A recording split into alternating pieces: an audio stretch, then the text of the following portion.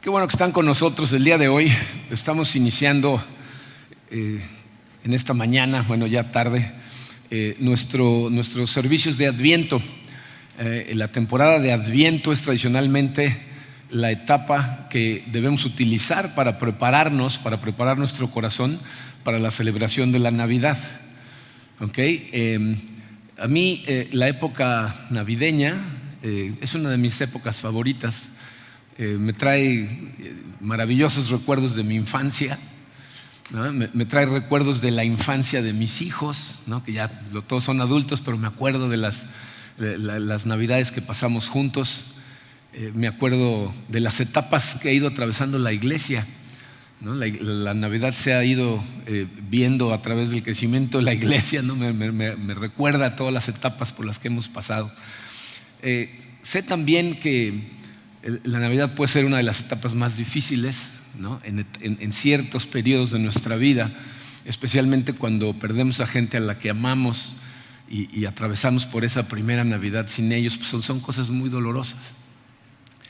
Pero también creo, fíjense, que debido al enfoque comercial que el mundo le da a la Navidad, es muy fácil olvidar la importancia de lo que celebramos.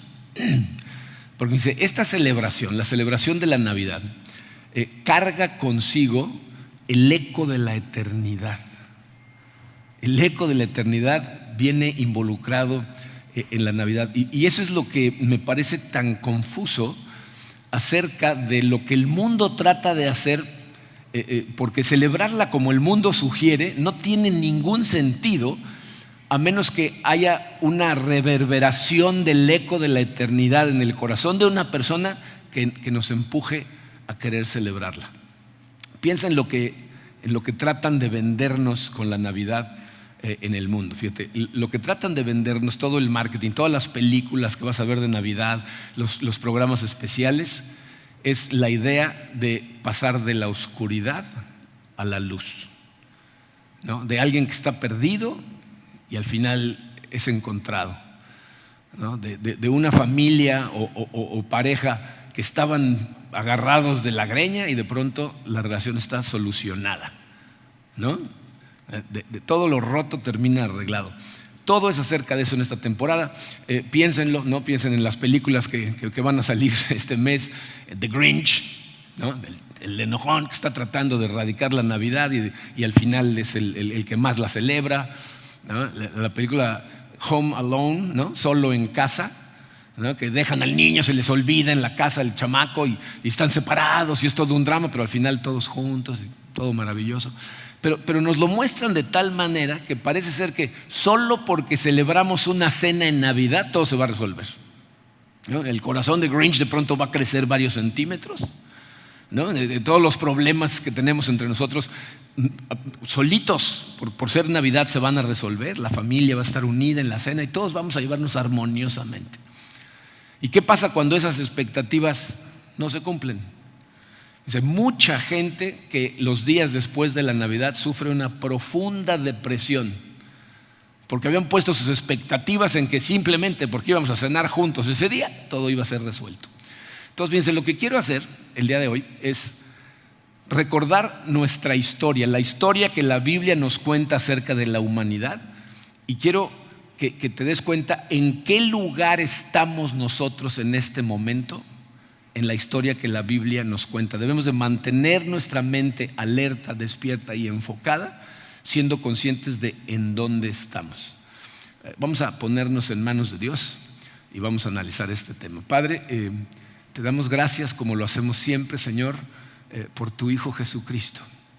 Estamos aquí reunidos precisamente para darte a ti la gloria, Señor, y agradecerte lo que hiciste a través del sacrificio de tu Hijo Jesucristo. Señor, te necesitamos de tu Espíritu. Queremos ser transformados y parecernos cada vez más a Él. Así es de que, Señor, ten piedad de nosotros, Padre. Rompe todo lo que haya que romper en nuestro corazón. Ayúdanos a ver lo que tú nos quieres decir a través de tu palabra y que esa comprensión, Señor, nos transforme el día de hoy. Nos ponemos en tus manos, Padre, en el poderoso nombre de tu Hijo Jesucristo. Amén. Vamos a estudiar un pasaje el día de hoy se encuentra en el libro del profeta Isaías, en el capítulo 2. Este pasaje nos va a ayudar a entender el lugar en donde estamos en la historia de forma muy clarita. Si tú conoces la narrativa de la Biblia, la historia que nos muestra la Biblia, primero nos dice que Dios creó el universo, creó este mundo y lo creó de una forma perfecta, ¿okay? Había una armonía total.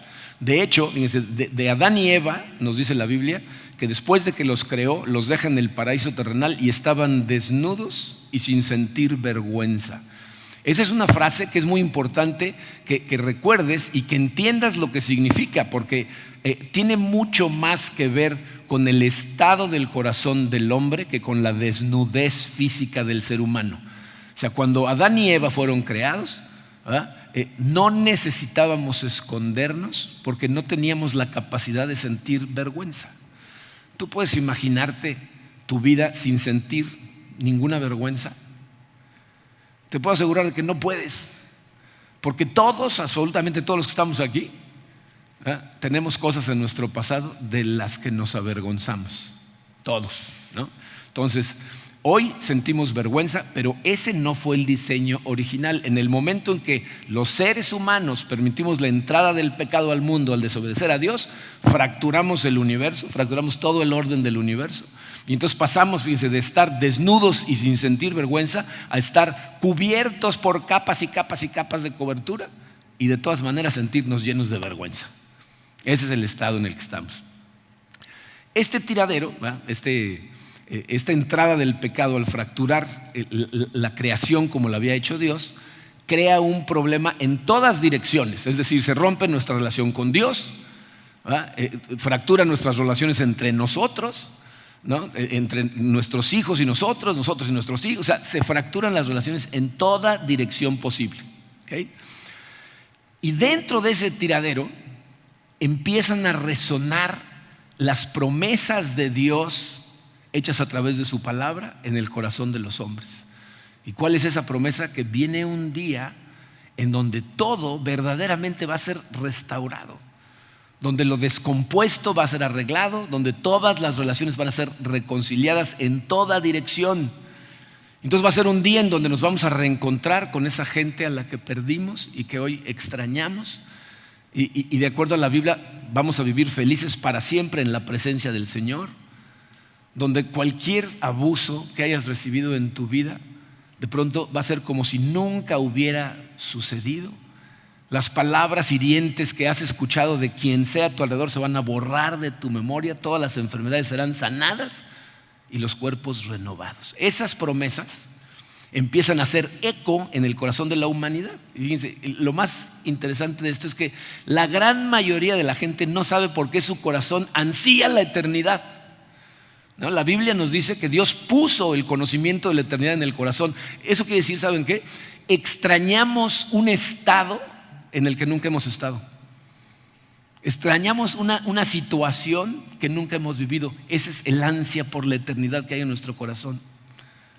Entonces es muy interesante porque fíjense, la Navidad, aunque la gente que solamente la utiliza para hacer dinero no lo sabe, tiene su raíz en las promesas de la llegada de ese Mesías que un día iba a venir e iba a arreglar todas las cosas. El día de hoy lo que quiero hacer es mostrarles una de esas promesas. Esta promesa se encuentra en el capítulo número 2 del libro del profeta Isaías. Me parece maravilloso en dónde se encuentra, porque si lees los primeros capítulos del libro de Isaías te vas a dar cuenta que están llenos de pronunciamiento de juicio y destrucción contra el pueblo de Israel. Pero en medio de todo ese juicio, que a través del profeta Isaías Dios le hace a su pueblo, aparece esta promesa que es como un rayito de luz. Fíjense, Isaías 2 versículos 1 al 5 dice: palabra que Isaías, hijo de Amós, recibió en visión acerca de Judá y Jerusalén. En los últimos días, el monte de la casa del Señor será establecido como el más alto de los montes. Se alzará por encima de las colinas y hacia él confluirán todas las naciones. Muchos pueblos vendrán y dirán: vengan, subamos al monte del Señor, a la casa del Dios de Jacob, para que nos enseñe sus caminos y andemos por sus sendas. Porque de Sión saldrá la ley de Jerusalén la palabra del Señor. Él juzgará entre las naciones y será árbitro de muchos pueblos. Convertirán sus espadas en arados y sus lanzas en hoces. No levantará espada nación contra nación y nunca más se adiestrarán para la guerra. Ven, pueblo de Jacob, y caminemos a la luz del Señor. Entonces, fíjense, en medio de todos los pronunciamientos de juicio, aparece este rayito de luz, una promesa en medio de esa gran oscuridad. Y necesitamos analizar todo lo que dice este pasaje detenidamente para entender el contexto en el que está y en el que tú y yo estamos en este momento. Fíjense, lo primero que nos habla es de el levantamiento de la casa del Señor en comparación a todo lo que estaba en ese momento en existencia. Dice el versículo 2: en los últimos días el monte de la casa del Señor será establecido como el más alto de los montes, se alzará por encima de las colinas y hacia él confluirán todas las naciones. ¿Qué significa? ¿Qué está diciendo ahí Isaías? Dice, geográficamente Jerusalén no estaba construido en el lugar más alto de la zona en la que se encuentra. De hecho, al lado de Jerusalén está el Monte de los Olivos, que es bastante más alto que Jerusalén. En la mentalidad de la gente de la época, mientras más alta la ciudad, estaba más cerca de Dios. Y entonces la gente pensaba que si tu ciudad y tu templo estaban más alto, entonces tu Dios era el más poderoso. Eso es lo que la gente de esa época pensaba, ¿okay? Entonces lo que Isaías está diciendo al pueblo de Dios es algo enorme, está a punto de suceder, y cuando eso suceda, Dios va a reorientar el concepto de lo que es glorioso, de lo que es digno de honra, lo va a cambiar en la mentalidad de la gente. Se va a cambiar la percepción de los seres humanos de qué cosas tenemos que honrar, adorar, seguir, someternos a ellas. Piensen que en esos momentos, la mayor parte de los judíos eran en su mayoría simplemente judíos nominales. ¿Entienden lo que es eso? O sea, judíos de nombre. Todo el judío. No vivían de acuerdo a cómo deberían de vivir, ¿no? Ellos confiaban más en su propia habilidad que en la bondad, en el poder y en la gloria de Dios. Adoraban sus propias obras por encima de las obras de Dios. Creían que su seguridad provenía de su poder militar o de su riqueza. ¿Suena familiar? ¿No? Parece que le está hablando a ellos en ese momento, pero parece que nos está hablando a todos, ¿no? Fíjense cómo lo dice al pueblo de Judá en el versículo 7 y 8 dice: su tierra está llena de oro y plata y sus tesoros son incalculables. En su tierra abundan los caballos y sus carros de guerra son incontables. Su país está lleno de ídolos. El pueblo adora la obra de sus manos, lo que han hecho con sus propios dedos. Ahí vemos confrontación, juicio, ¿no? La gente de Dios le está dando más gloria a su trabajo, a las riquezas mundanas, al poder de sus ejércitos, en lugar de darle toda la gloria al creador de todas esas cosas. ¿Okay? Pero lo que Isaías está diciendo es: Dios va a cambiar de forma violenta. O sea, piensen en qué sucede en la tierra cuando una montaña crece o cuando colapsa. No hay movimientos tectónicos, temblores, ¿no? O sea, esto es algo que sucede.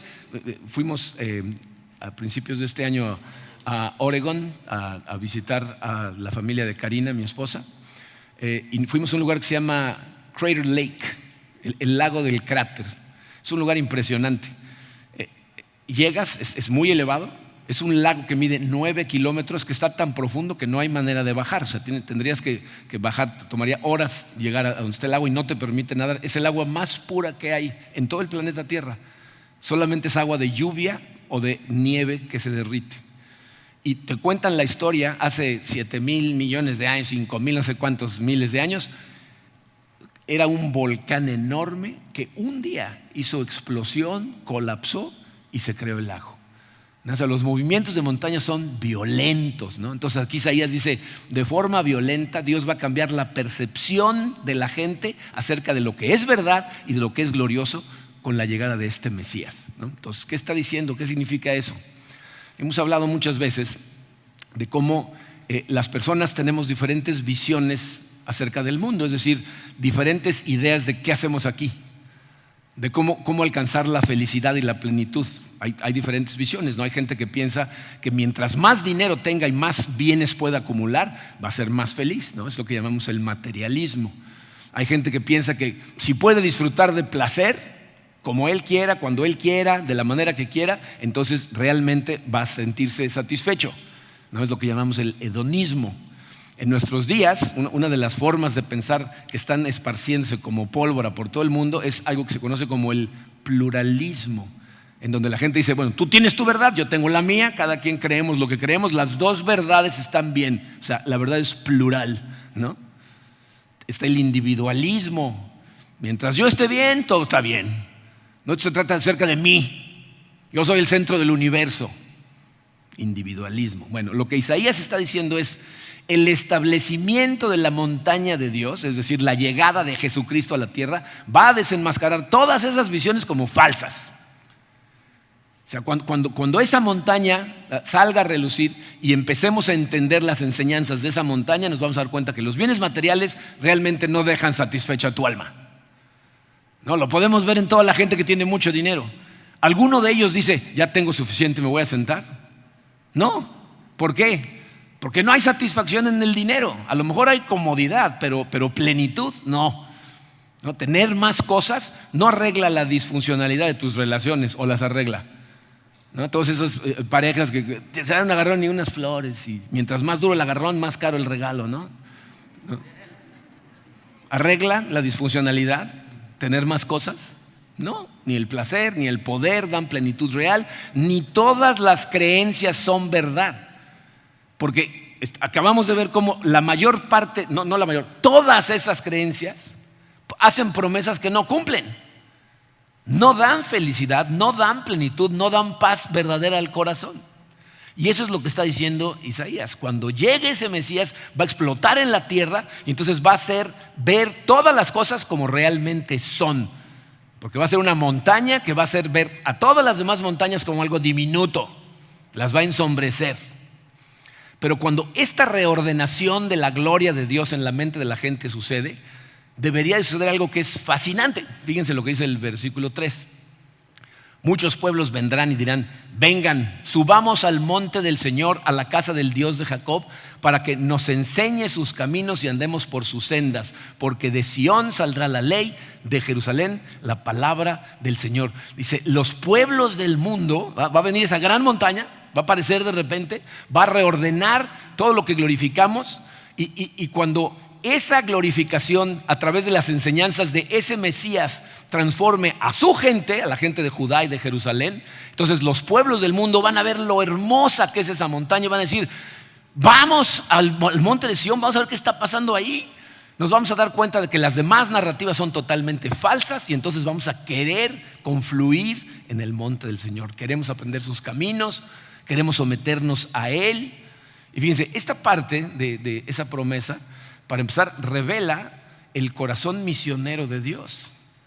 Que Él tenía planeado lo que tenía planeado hacer para todos los pueblos de la tierra, ¿no? Los judíos en ese momento pensaban que el Mesías era para ellos, que el Mesías iba a venir, iba a restaurar al pueblo de Israel al más alto poder, ¿no? Y todos los demás iban a someter a Israel, ¿no?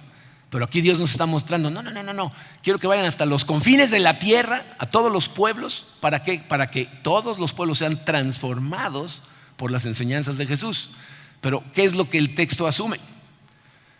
Que van a ver a la gente que se somete a ese Mesías transformada de tal manera que van a decir, yo quiero de lo que este tiene.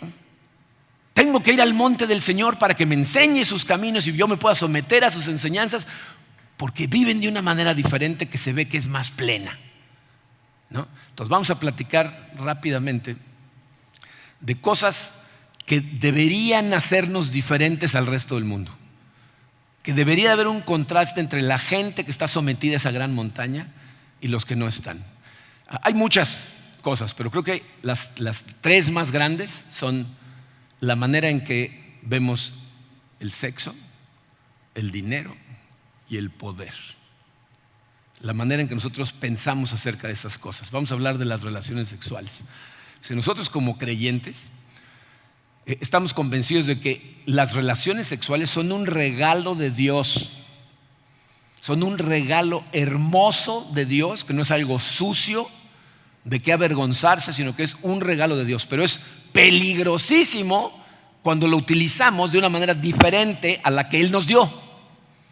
¿Okay? Dios creó parámetros específicos para que el matrimonio estuviera limitado, el sexo estuviera limitado dentro de los confines del matrimonio. ¿Para qué? Para nuestra protección y nuestro placer. O sea, fíjense, el matrimonio cristiano debería ser una relación en donde la mujer se siente segura, se siente valorada, se siente atesorada, se siente protegida y jamás usada. El hombre debería de perseguir el corazón de su mujer, no su cuerpo. Y dentro de los confines del matrimonio, la relación sexual produce placer, pero produce una intimidad diferente. La palabra en hebreo para las relaciones sexuales significa la mezcla de las almas. Es un acto más espiritual que físico. Pero en este mundo en el que vivimos, en la sociedad, especialmente de este lado del mundo, todo está sexualizado. Todo nos lo venden a través de reflejos sexuales. La pornografía lo ha invadido absolutamente todo. Y entonces, especialmente los hombres están siendo mal educados desde muy pequeños y ven a las mujeres como algo para consumir, usar y, si es necesario, desechar. Entonces, lo que este pasaje está sugiriendo es que el mundo debería de ver los matrimonios cristianos, debería de ver la relación entre los jóvenes solteros cristianos y decir: subamos al monte del Señor, mira cómo se ven plenos. Son gente que antes del matrimonio se abstiene y se ven felices. Son gente que dentro del matrimonio se limitan a su pareja y protegen y cuidan y valoran y atesoran. Yo quiero de eso. Eso es lo que está diciendo Isaías con respecto a esa parte del sexo. ¿Qué tal el poder? ¿Cómo vemos el poder las personas que creemos en Cristo? ¿Sabes para qué sirve el poder? Es un medio para servir a otras personas. El que más arriba está debería servir cada vez más a los que están abajo y no al revés. No lo vemos como un medio para exaltarnos a nosotros mismos porque tengo poder, ¿no? O sea, en la manera en que funcionan las cosas debido a las enseñanzas de esa montaña, la gente debe de servir. ¿Y cómo servimos? Por ejemplo, tú me dices: yo quiero servir en la iglesia. Perfecto. Cuando llegues en la mañana, estaciónate lo más lejos posible, por favor, del edificio, para empezar. Si cuando tú llegas temprano te das cuenta que la última fila de coches está llena, es porque los servidores de la iglesia se estacionan en la fila más lejana para dejarte el lugar a ti, para servirte. Quiero servir en el equipo de bienvenida. Perfecto. Tú vas a estar allá en la entrada y a lo mejor vas a tener que ver el servicio hasta atrás y, si es necesario, parado. Quiero servir en el estacionamiento de la iglesia. Perfecto. Es el lugar más inhóspito del mundo. Te van a insultar, te van a ignorar, les vas a pedir que se estacionen aquí, te van a decir que no y se van a estacionar donde les dé la gana. Te va a llover, hay veces que vas a sufrir una insolación. Bienvenido al equipo. Esa es la manera en que utilizamos el poder, ¿no? Lo utilizamos para servir a los demás, ¿no? Ese es el ejemplo que nos dio Jesucristo. Nos lavó los pies. ¿Qué tal el dinero? ¿No? La Biblia dice que Dios ama al dador alegre. El verbo en griego es hilarón, que es de donde viene nuestra palabra. Esto es hilarante, ¿no? Es una imagen que nos transmite de una persona que está dando a carcajadas, ¿no? Que piensa: Señor, tú me lo diste todo, esto que tengo es tuyo y lo puedo utilizar para servir a los demás. La capacidad que una persona tiene para hacer dinero es un regalo de Dios. La gente que se ufana de su capacidad para hacer dinero me parece igual de ridícula que la gente que se ufana porque es muy alta. ¿Qué hiciste tú para ser alto? ¿Qué hiciste para ser inteligente? Te lo dio Dios. La capacidad de ver oportunidades de negocio. Esas puertas que se abren, ¿quién crees que las abre? Dios. Y entonces lo que espera es que los sirvas con todo lo que tienes, incluyendo tu dinero. No se trata de construir graneros más grandes por si hay necesidad. Se trata de servirle a Dios. Y miren, no estoy criticando a la gente que tiene dinero, porque muchas veces la gente piensa, si eres rico entonces tú obviamente no crees en Dios. Estoy hablando de que cuando nosotros nos sometemos a las enseñanzas de ese Mesías que promete Isaías, vas a ver el dinero de forma diferente. Vas a percibir el dinero como una herramienta que Dios te da para servirle. Actuar de esa manera nos hace gente muy diferente. Y lo que la Biblia espera es que cuando la gente del mundo vea a esa gente siguiendo a Jesús, entonces digan, ¿qué está pasando en el monte del Señor? ¿Cómo le hacen estos para vivir de la manera en que viven? Yo quiero saber qué está pasando. Ahora, nosotros debemos de motivarnos en este momento, porque ¿saben de quién está hablando Isaías cuando dice los pueblos del mundo? De ti y de mí. A menos que alguien aquí levante la mano, cualquiera que haya nacido en Jerusalén, ¿no? Que sea de la tribu de Judá, ¿no? Nadie. Entonces te está hablando a ti. Tú eres parte de esos pueblos que no son de Judá, pero que vieron algo y dijeron, vamos a la montaña del Señor, aquí algo está pasando. Fíjate, ese grupito de judíos que recibieron las enseñanzas de Jesucristo y empezaron a pasar la voz acerca de la resurrección del Mesías, su mensaje era muy simple. Dios envió a su Hijo, nosotros lo conocimos, ustedes lo mataron, Dios lo resucitó y nosotros lo vimos. Esto es lo que nos enseñó. Y ellos lo fueron pasando, lo fueron pasando, lo fueron pasando, lo fueron pasando. Y un día tú viste a alguien que caminando de esa manera te impactó y dijiste, yo quiero de lo que este tiene. Cuando nosotros tuvimos contacto con el pastor que me discipuló a mí, con su esposa Terry Hendricks, era la persona más humilde, con más conocimiento que yo he conocido en toda mi vida. Yo dije, yo quiero tener el corazón que tiene este individuo, con la paz que tiene en medio de circunstancias terribles en su vida. Él tenía una paz impresionante. Yo dije, yo quiero esa paz. Cuando vimos a Laura Schuch y a Mark Schuch, fíjense, lo que los movió a ellos a ser misioneros era su amor por la gente de habla hispana. Dios se los puso en el corazón y estaban dispuestos a hacer lo que fuera necesario para servir al mundo de habla hispana. Y cuando los conocí, yo dije, yo quiero un corazón como el de ellos. Alguien impactó tu vida por su forma de caminar y entonces empezaste a seguir. Y no tenemos que preguntarnos si será cierto lo que escribió Isaías, porque aquí estamos. Somos parte de esos pueblos que estamos tratando de caminar de acuerdo a las enseñanzas de Jesús. Ahora, ¿qué dice Isaías que debería ser el resultado de que todos nosotros estuviéramos sometiéndonos a las enseñanzas de la gran montaña? El resultado, de acuerdo a él, debería de ser paz. Dice el versículo 4, Él juzgará entre las naciones y será árbitro de muchos pueblos.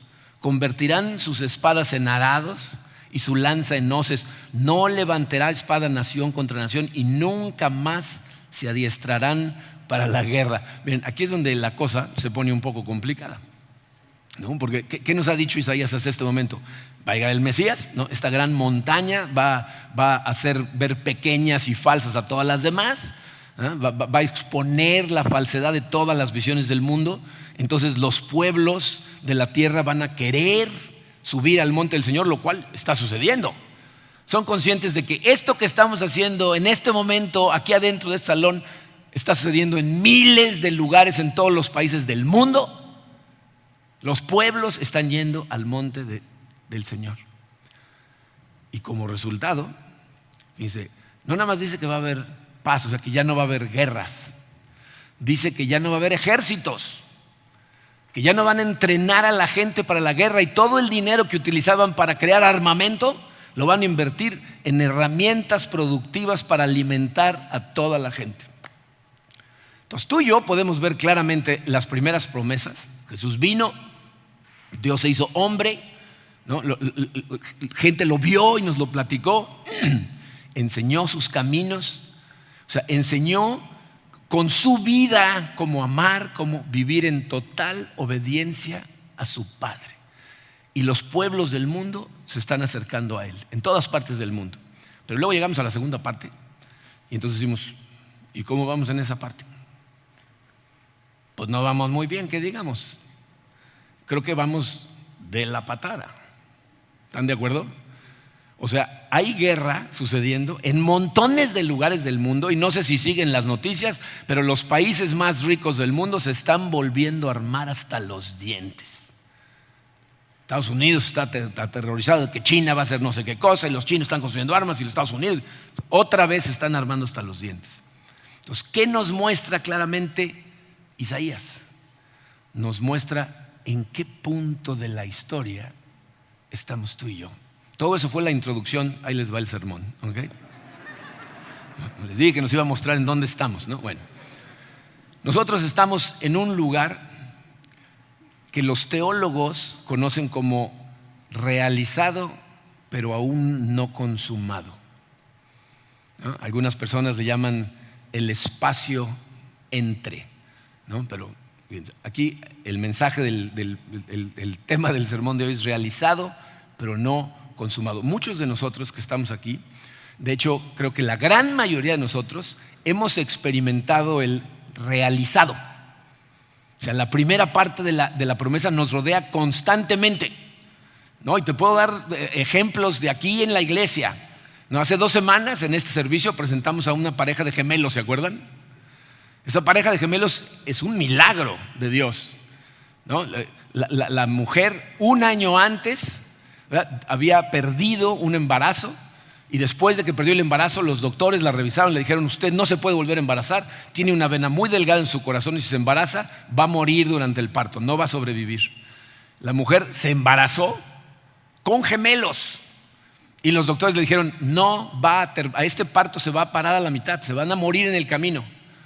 Siguieron adelante, nacieron muy jóvenes, nacieron de 28 semanas. Incubadoras, los doctores ven los resultados de sus estudios, los están siguiendo muy detenidamente y lo que le dicen a los padres es: estos niños deberían tener varias convulsiones al día y su cerebro no debería de estarse desarrollando, y sin embargo ni convulsiones, y el cerebro está trabajando, se está desarrollando. Realizado. La llegada de Cristo ha creado milagros que vemos. Hace un par de meses se acercó una mujer, que a lo mejor por aquí esté, para platicar conmigo porque estaba metida en la santería, que no es otra cosa que adorar demonios. Y estaba aterrada porque quería salirse de esa vida, pero le daba miedo. Y se acercó a hablar con nosotros. Y le dije: los demonios tiemblan ante Dios. Cuando lo ven les da pánico, salen corriendo, tienen que pedirle permiso hasta para salir corriendo. No tengas miedo, ve y deshazte de todos esos ídolos, tíralos a la basura y entrégale tu corazón al Señor. Y hace más o menos 1 mes y medio vino, se bautizó todos sus ídolos, se bautizó, hizo su confesión de fe y hoy sigue al Señor realizado. Dice, esa pareja que trajo a los gemelos, no se los platicamos en ese día, pero la pareja misma es un milagro que estén juntos. Estaban casados, se habían divorciado por una infidelidad, ya se habían totalmente separado. Los dos conocieron a Cristo, se volvieron a casar y ahora tienen a sus gemelos. Realizado. No somos perfectos, seguimos cometiendo errores, pero hemos visto la luz de la montaña y estamos caminando y vamos madurando. Y a lo mejor te esté sucediendo como a muchos de nosotros, que Dios está estableciendo paz en tu corazón poco a poco, despacio pero seguro, realizado. Pero también está el aún no consumado. ¿Están de acuerdo? Así como estas últimas semanas han estado llenas del realizado, también han estado llenas del no consumado y se siguen llenando. Apenas ayer celebramos la vida de nuestra querida Raquel, esposa de David Pérez, mi querido amigo que aquí está presente, porque en este mes, en el curso de 2 semanas, se fue. O sea, no consumado. El miércoles trabajando en mensaje, me habla una persona, Por favor, háblale a esta pareja. Al padre de la mujer lo asesinaron en otro estado de la República para robarle su coche. Ahorita, al final del primer servicio, mi esposa estaba en lágrimas. Digo, ¿qué pasó? Su hermano mayor, al que fuimos a visitar, acaba de fallecer. Aún no consumado. Vamos a perder gente. Esos bebés que son un milagro van a crecer y van a tener una vida difícil. No nada más físicamente, tienen que sufrir la santificación progresiva que sufrimos todos. Esos matrimonios restaurados van a seguir teniendo altibajos. Va a haber días difíciles, va a haber días de pleito. Seguimos teniendo una naturaleza pecaminosa que nos empuja a vivir de forma diferente a como nos enseña el Señor. Pero un día esto va a cambiar. Pero en este momento, tú y yo estamos entre los dos lugares, ¿no? Fíjense, el apóstol Pablo lo explicó de esta manera. En Filipenses 3, versículos 12, 14 y luego el 16 dice: no quiero decir que ya lo haya conseguido todo ni que ya sea perfecto, pero sigo adelante con la esperanza de alcanzarlo, puesto que Cristo Jesús me alcanzó primero. Hermanos, no digo que yo mismo ya lo haya alcanzado. Lo que sí hago es olvidarme de lo que queda atrás y esforzarme por alcanzar lo que está delante, para llegar a la meta y ganar el premio celestial que Dios nos llama a recibir por medio de Cristo Jesús. Pero eso sí, debemos vivir de acuerdo con lo que ya hemos alcanzado. Yo creo que todos hemos experimentado eso, ¿no? El decir, ya tengo a Cristo, pero necesito más porque todo lo sigo persiguiendo. Ya puso cierta paz en mi corazón, pero tengo hambre de más paz. Realizado, pero aún no consumado. Entonces, ¿qué es lo que estamos esperando cuando se consume? Que viene un día increíble que la Biblia nos dice que va a suceder. Se los voy a leer la descripción de ese día en Apocalipsis capítulo 21. Esto es casi al final de la Biblia, prácticamente el final de la Biblia. El apóstol Juan tiene una visión, un éxtasis en donde es llevado a ver muchas cosas. Revelación es lo que significa la palabra Apocalipsis. Tiene una revelación acerca de todo lo que está haciendo Dios. Y en una parte de esa revelación está presente en el salón del trono en donde está Dios. Y dice estas palabras: oí una potente voz que provenía del trono y decía: aquí, entre los seres humanos, está la morada de Dios.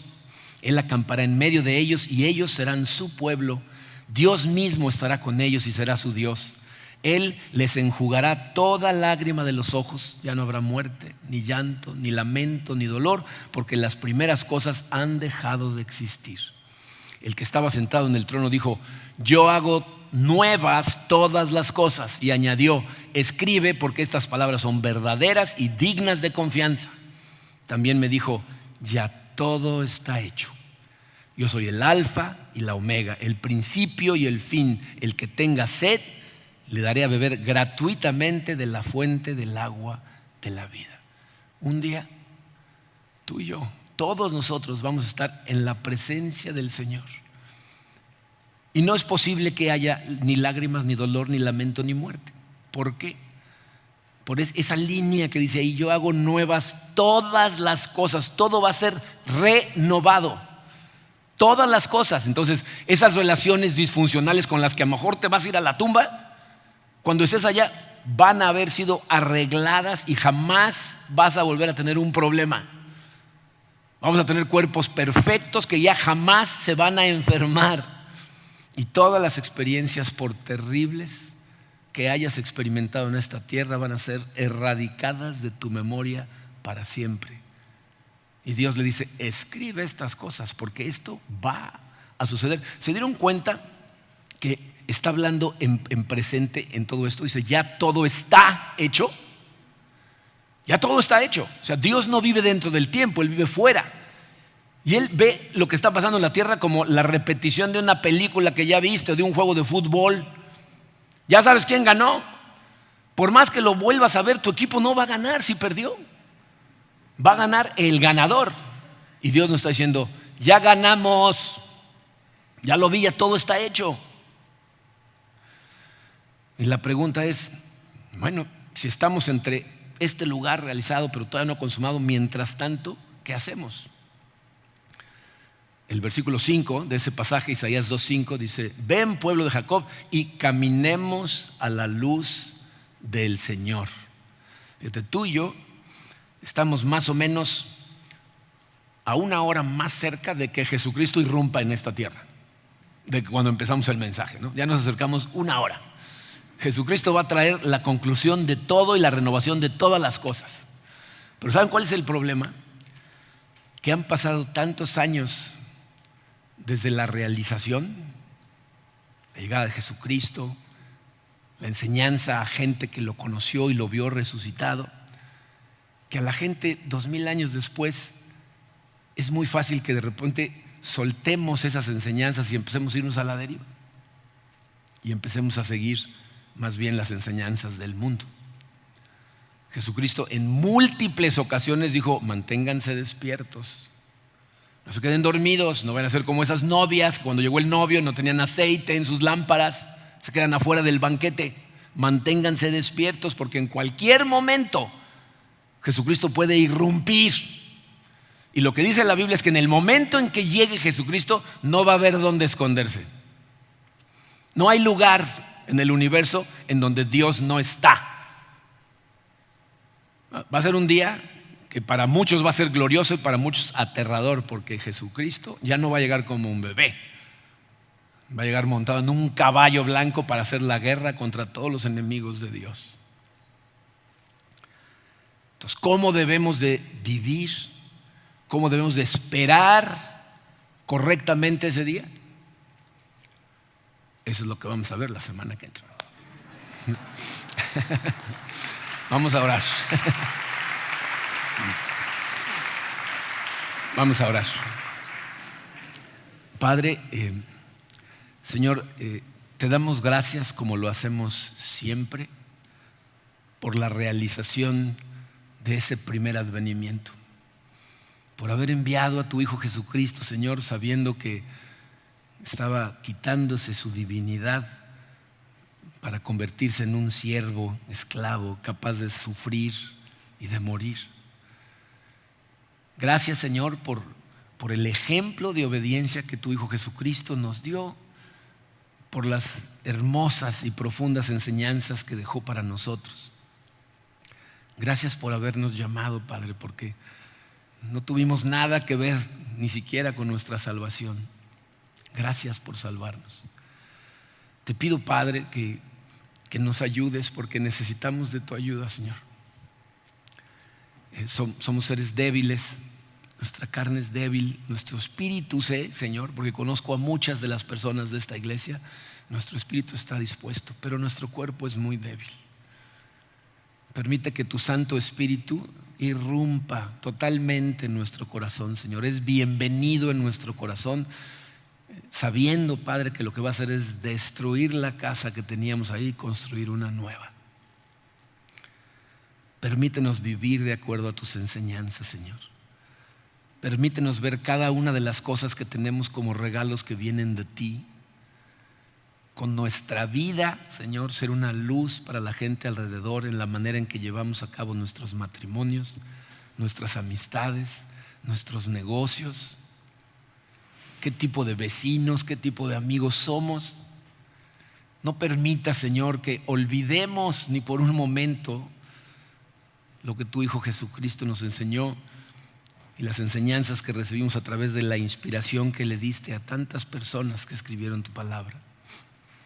Transforma nuestro corazón, Padre. Queremos glorificarte con nuestra vida, pero sabemos que no podemos hacer eso nosotros solos, que necesitamos totalmente de ti. Así es de que te rogamos, Padre, que te apiades de nosotros y dirijas tú nuestra vida, nos recuerdes constantemente tu presencia, que nos des la disciplina de acudir constantemente a tu palabra y guardar esa palabra en nuestro corazón, para que en el día a día verdaderamente seamos gente diferente y los demás pueblos de la tierra digan: vamos a la montaña del Señor. Te pedimos todas estas cosas, Señor, en el poderoso nombre de tu Hijo Jesucristo. Amén.